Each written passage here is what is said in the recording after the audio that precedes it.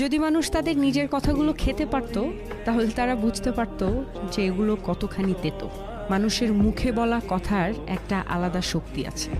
কখনো কখনো আমরা রাগে, অভিমানে বা অবহেলায় এমন কিছু বলে ফেলি যা শুনতে অন্যের জন্য খুব কষ্টকর হয়ে যায়, অথচ আমরা সেটা বোঝার চেষ্টা করি না কখনো।